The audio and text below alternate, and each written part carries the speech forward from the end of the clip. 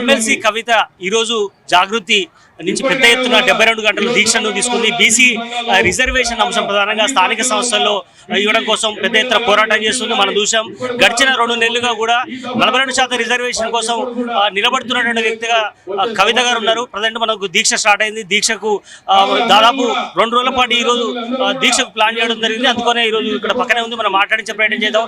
ఎలాంటి నిర్ణయాల కోసం ఈరోజు దీక్ష చేపట్టారు అనే విషయం మాట్లాడారు. మేడం, ఎట్లా ఈ దీక్ష ద్వారా ఏం చెప్పదలుచుకున్నారు? ప్రధానంగా ఈ దీక్ష ద్వారా 2 జాతీయ పార్టీలు ఏవైతే తెలంగాణ బీసీలను మోసం చేస్తున్నాయో వాళ్ళిద్దరి దగ్గర నుండి ఒక స్పష్టత రాబట్టాలనేటటువంటి ప్రయత్నం చేస్తూ ఉన్నాం.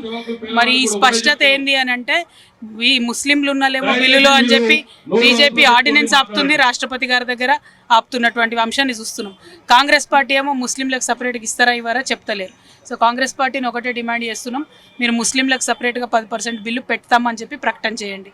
1. 2, బీసీలు 42%లో సబ్ క్లాసిఫికేషన్ కూడా మీరు ప్రెసిడెంట్ ఆఫ్ ఇండియా గారికి డైరెక్ట్గా లెటర్ రాయండి.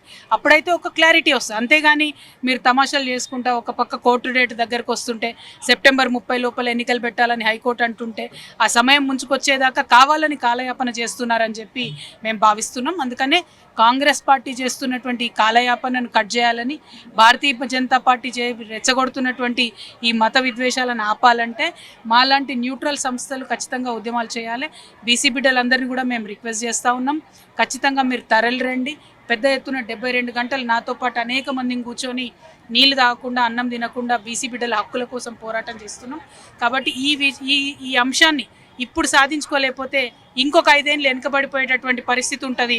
కాబట్టి ఎట్టి పరిస్థితులలో మనం అటువంటి అవకాశం ఇవ్వకుండా ఈ చేతికి వచ్చినటువంటి అంశాన్ని జారవిడ్చుకోకుండా నోటికాడి బుక్కను ఎత్తగొట్టుకోకుండా ఉద్యమించాల్సినటువంటి అవసరం ఉందని రిక్వెస్ట్ చేస్తాం. దీక్ష అనౌన్స్ చేసినప్పటి నుంచి ఈ రోజు వరకు అడుగడుగునా మీకు అడ్డంకులు ఏర్పడుతున్నాయి. ప్రభుత్వం కూడా ఆంక్షలు విధిస్తున్నటువంటి పరిస్థితి మనం చూస్తున్నాం. ఈరోజు కేవలం 1 రోజుగా ఇచ్చినట్టుగా సమాచారం ఉంది. మిగతా 2 రోజుల గురించి వాళ్ళు అవసరమైతే ఇక్కడే కూర్చుంటారా? మీరు ఎలా ఓవరాల్గా పోలీస్ డిపార్ట్మెంట్ వాళ్ళు జాగృతి తరఫున వెళ్ళినటువంటి లాయర్స్కి మేము 48 గంటలు ఇస్తామని చెప్తున్నారు. కానీ ఇంతవరకు రిటర్న్గా మాకు ఇవ్వలేదు.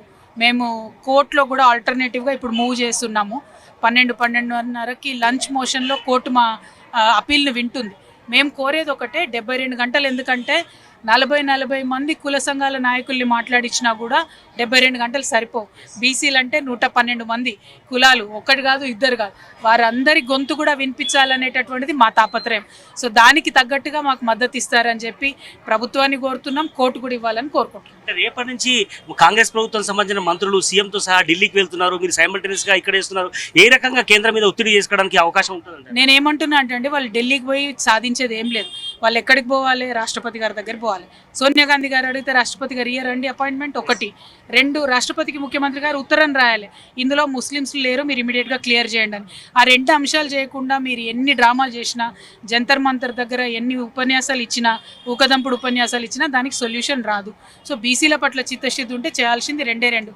రాష్ట్రపతి గారి మీద ఒత్తిడి తేవాలి, అయితే సుప్రీంకోర్టు కన్నా పోండి, లేకపోతే క్లియర్గా ఉత్తరం అన్నా రాయండి, లేకపోతే మీ సోనియా గాంధీ గారితో అపాయింట్మెంట్ అన్నా కోరండి. ఇది చేయకుండా మీరేం చేసినా బీసీలను మోసం చేసినట్టే. Thank you.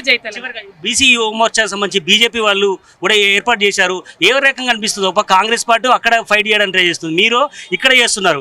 బీజేపీ చేయడానికి ఎట్లా? బీజేపీ చేయడం ఏందండి, దొంగనే దొంగ అంటున్నట్టుగా ఉంది తప్పితే ఇంకోటి ఏం లేదు. బీజేపీ చేయడం ఏంది? బీజేపీ ఇచ్చేది కదా, ఇచ్చేటోళ్ళు దీక్ష చేసుడేంది? మేమంటే ప్రతిపక్షంలోనూ మేము అడుగుతున్నాం, ఇచ్చేటోళ్ళు దీక్ష చేసుడేంది విడ్డూరం కాకపోతే.